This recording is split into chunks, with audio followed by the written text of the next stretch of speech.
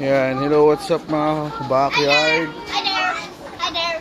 Yes, yan. So, ang oras ngayon ay magpapakain na kami ng hapon. What's brand new? So, yan. Lutuan ako ng mga bagets. Ito na yung last na pakain. I need the ones up.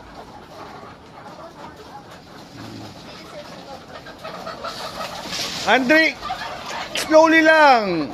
Oh, nasasayang yung pagkain.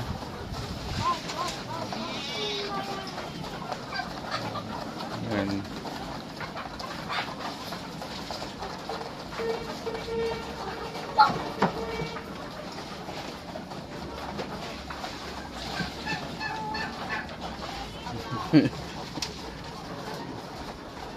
What about the ones? Ako na magpapakain dyan sa taas. Dito. Ano yun dito? Oh, yan. Oh, that's what the chicken. How are we gonna get the eggs, by the way? Hindi pa siya mag-itlog. Kulang pa yan.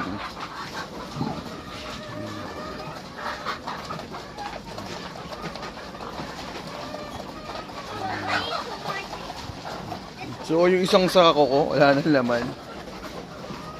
Ano? Paubos na.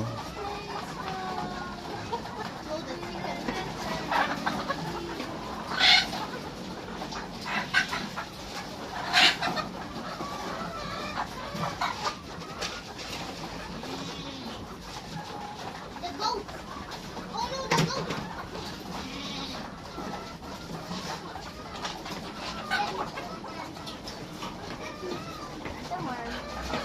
Ako na magpapakain sa taas. Sige.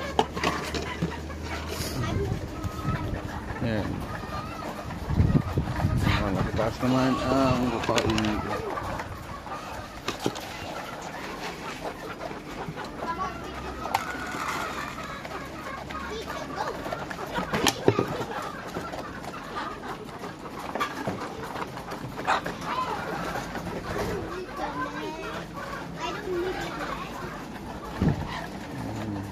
Tuka na sila.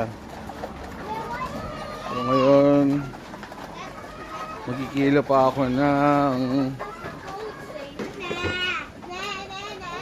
may kilo kami dito.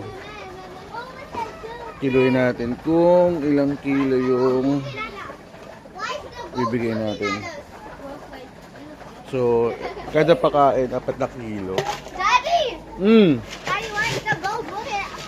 Guys, let's go be back looking. Baka nagugutom sila. Ayan. Kikilo muna namin, tapos saka namin ibibigay. So, ito na yung pagkain nila for this day. Last day ng pakain.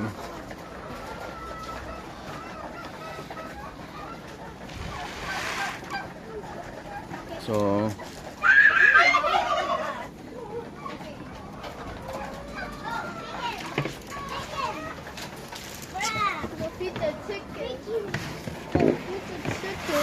Can I have that? konti lang ha, huwag mong ubusin. Yun na lang sa pula na lang kayo maglagay kung magkapakain kayo ng manok. What? Yung pula. Pula? Yan. Bye-bye? Hmm. Pula! Oh, get the just one only ah. Just tig-isa lang kayo. Kung magkapakain kayo ng manok sa labas, sige, go out. Yan, tama na yan. Yan, oh, go out, oh. Slowly lang, wag mo ibigay lahat, ha? Ha? Hey, go! Go! Pang manok. Hmm.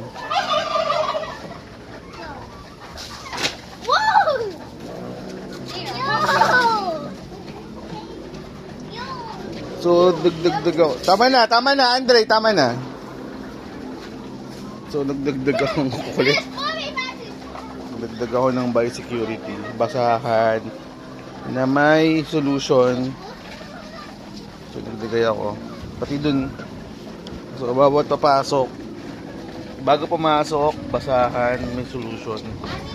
Para lalapit. So, yun, inaayos namin yung protocol. Unti-unti.